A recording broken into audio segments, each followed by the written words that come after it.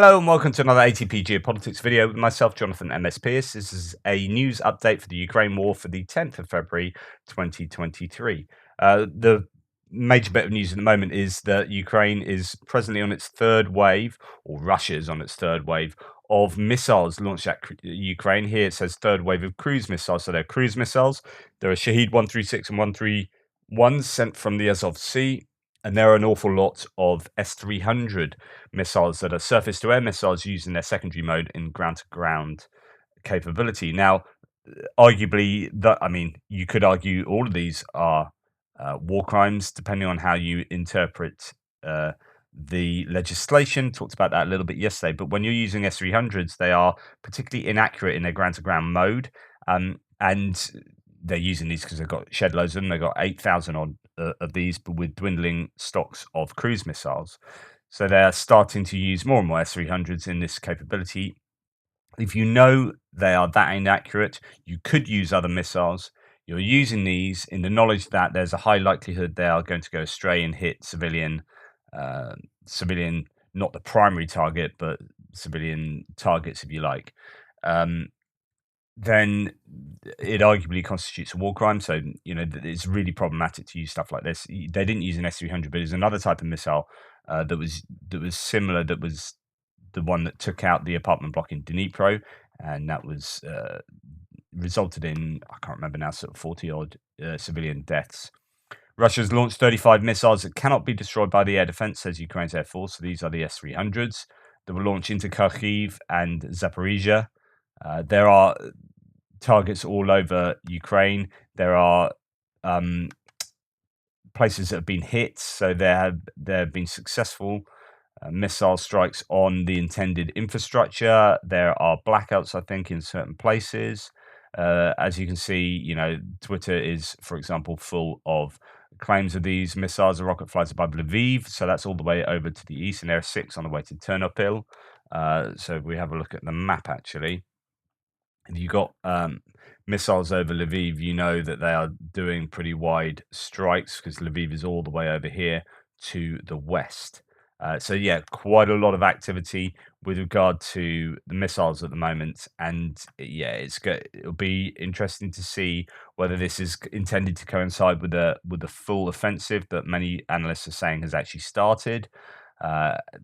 It appears that it is very active over the skies of Ukraine at the moment, Odessa as well, Mykolaiv, and some claims as well that they are going over Moldovan airspace, and that is, of course, highly controversial. There were some leaks yesterday about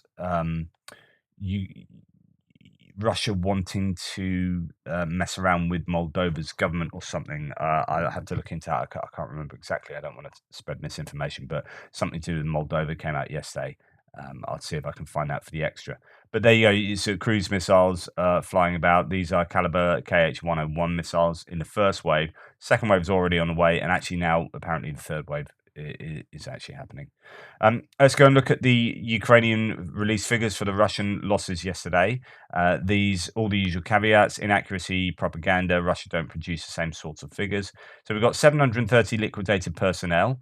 Just to give you, a bit of extra information about possibly how these figures get totted up.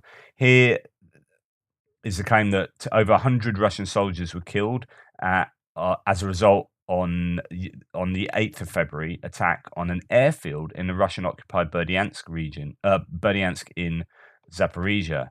So the Berdyansk is right down here towards the southeast, and that's quite an important port, but it's got an airfield near there, and that 100 troops perhaps killed in that attack. So they also damaged a warehouse with ammunition, fuel, and lubricants, and a radar station. Berdyansk City Military Administration said. So that gives you some indication where some of these figures come from. 3 tanks, 3 APCs, so a drop in the last few days on some of the high figures we've seen for tanks and APCs. 7 artillery systems, so that's a useful addition to the number of artillery lost. 1 anti-aircraft system, 1 helicopter, and the helicopter this is the one that was lost. So it was a Mi-24 35M helicopter, and it was either damaged by air defenses or it had a malfunction and it landed, and another helicopter landed near it as well. Uh, so I presume they got out their crew, and then the helicopter was hit by artillery. So quite an interesting set of events there. That's been geolocated to Kharkiv Oblast and Tokarivka, although some other people are saying it was Donetsk and Vuhledar, but it apparently was not, according to at least this post. But there you go. So again, it's showing that these claims are evidenced often, not all the time, because it's hard to get details of, for example, video footage of aircraft going down behind enemy lines. You're unlikely to get good video footage of that. And then 3 drones, 5 vehicles and fuel tanks. So coming back down, but that's still well above average as far as the personnel are concerned. Okay, moving on. We have apparently. Oh no, I'll just show you this. Apparently, Vladimir Zelenskyy is now the president of Great Britain. So that's definitely a big bit of news that you might want to know. As according to Polish TV, anyway, good old Zelenskyy. He's that popular. He's become our president. I didn't even know we had presidents, but yeah, it'd be interesting. He's probably. I don't want to get too political here, but he'll probably do a damn sight better than our present leaders. Okay, harsh, but true.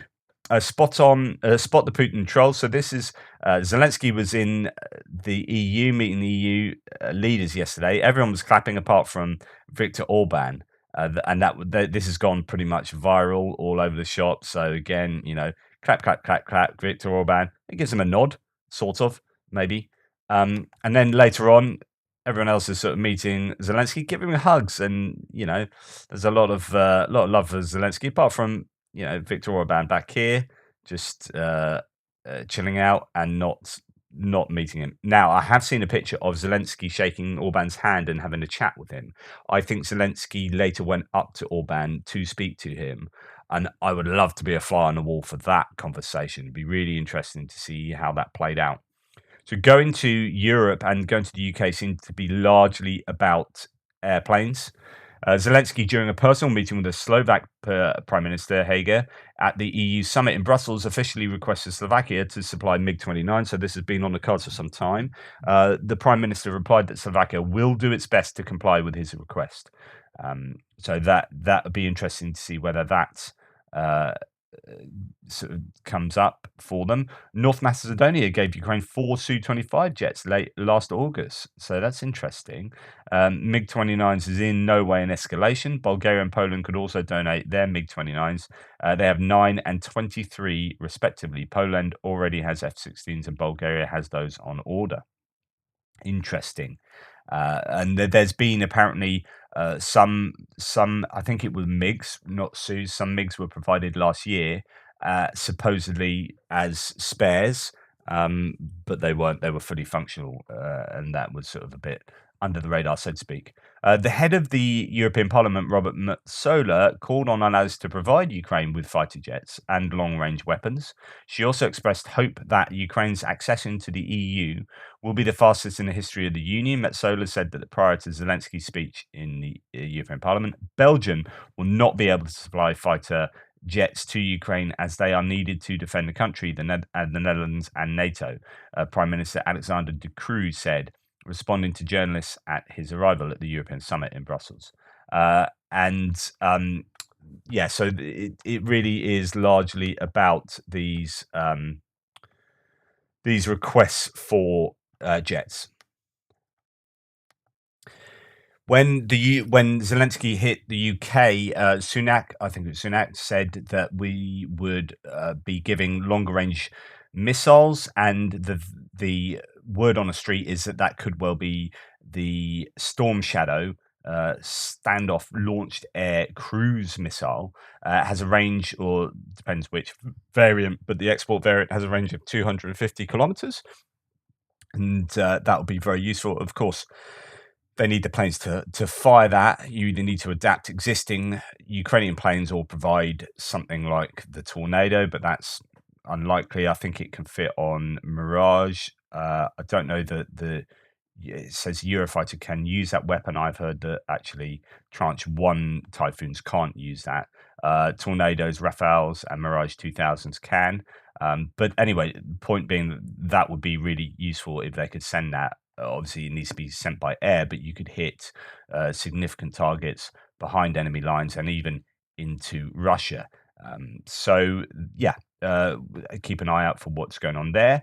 The Netherlands is not going to supply its 18 Leopard 2 tanks now to Ukraine, says Prime Minister Mark Rutte. Previously, he considered buying the Leopard 2 A6s, currently leased by the Netherlands from Germany, and sending them to Ukraine, but Germany has refused. So again, we get back to this: what's going on? Why is Scholz refusing that? If it is indeed Scholz deciding that, uh, yeah, that's a big shame. I don't know if they were they were 18 that have been totted up into that big total of tanks to be sent, which means that that's your best case scenario, and you'll get these situations that chip away at that number. Unfortunately, on the other side of the coin, Rheinmetall is negotiating with Ukraine about the possible supply of Panther tanks. So, what are Panther tanks? These are based on the hull of the Leopard, Leopard 2A4, new turret.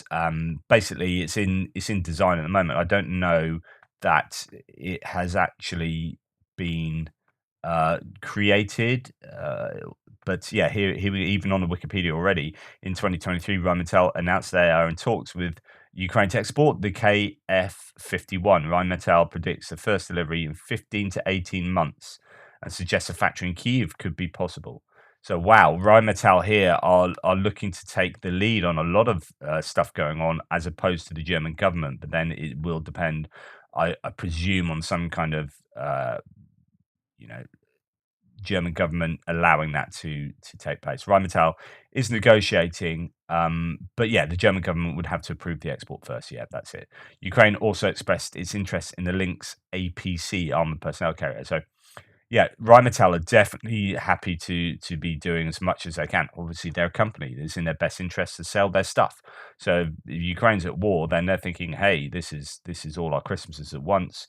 But it will depend on the German government there. So, here's the translation of the German piece, suggesting that, or one of the German pieces. But 15 to 18 months is obviously nothing particularly soon when you're talking about training and being able to put them to use in the upcoming offensives. Lithuania will hand over 36 L70 anti-aircraft systems to Ukraine to counter the Shahid drones. This is quite interesting. These are fairly similar to, well, you've got the Gepards using their sort of rather old school tech to take out these drones. Seems like pretty much there. It'd be interesting to see the figures coming out today, but the Shaheeds, 100% of them appear to be taken down these days at the moment. I don't know how many are taken out by Gepards and other sort of low tech anti-aircraft systems. But here, the Minister of Defense of Lithuania said that 36 L70s, and they will also train instructors who will be able to train Ukrainian military. That's good news. I mean, as much as that stuff as possible to make it as safe as possible in Ukraine. Now, if you remember, I told you about the wives of lost soldiers in the occupied regions of Ukraine. So occupied Luhansk and Donetsk and what have you, having had their husbands or sons lost in war, were compensated not with larders as we've seen elsewhere, cars, not I don't think with even money, but with fur coats. Well, as Tim White says, remember the smiling widows and mothers who got given fur coats to make up for their pain? Even then, Russia can stoop lower. They took back the coats, one widow says, pretending that they are getting better quality ones, and now no one answers their calls. So was that just a photo shoot? And then a couple of days later, we'll take them back. We'll give you better ones. And then that's that. So, wow. Be interesting to see if that is definitely true. But there is There is a source there for that. Andrew Matsola showed a new Spire drone that is able to knock down Shahed drones and is able to destroy other equipment. Quote, it has already passed the first test and will very soon be handed over to drone operators in sufficient numbers to protect our infrastructure, he said. Be interesting to see how these work, how these can take out drones. Shaheds don't fly particularly fast, but what kind of defensive qualities do these have on board that can take out a drone that would still be flying fairly significantly, at fairly significant speeds. So anyway, you're going to start seeing. I presume this is the Ukrainian indigenous company here.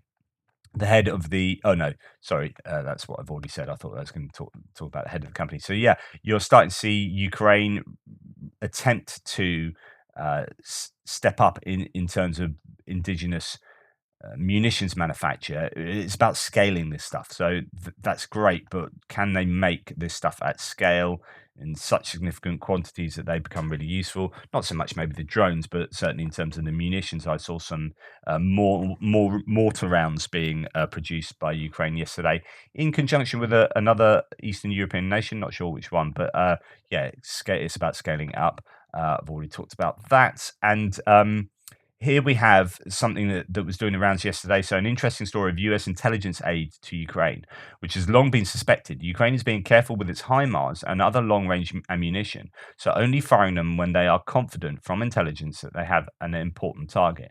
The idea here is, or the claim is, that every HIMARS hit comes from US intelligence. That basically they are behind the targeting for all the HIMARS hits. Big scoop in the Washington Post puts Pentagon in an uncomfortable position. Ukrainians saying US knows where its weapons are used, therefore no risk to providing more. So they're like, you might as well provide us with more HIMARS and more ammunition because you're the ones telling us where to hit, type thing, rather than, oh, are you going to use them to hit Russian targets inside Russia?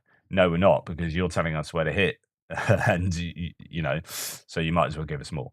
I think is a general idea there. Philip O'Brien goes on. One of the most interesting responses to the story comes from Ted Lieu, who is that not a Democratic lawmaker? If Ukraine won't fire without US information, the US should provide longer range systems. The fears of Ukraine firing into Russian soil are far overblown. Absolutely, completely agree. Yes, member of Congress. Yeah, it is. So used to be in the Air Force as well. Really interesting development there, and to be fair, I would have put a good wager that was the case anyway. I've long been saying that this is a proxy war, and the US and Western allies are providing real time intelligence all the time to Ukraine. So stuff that's happening is done so with the assistance almost always of allies. So anyway, that's the news I have for you at the moment. Massive waves of missile attacks right across the whole of Ukraine, and that's the main news today. Anyway, thank you. Please like, subscribe, and share. And all the ways to support my channel in the description below. Really appreciate that. I will speak to you soon in the Frontline update.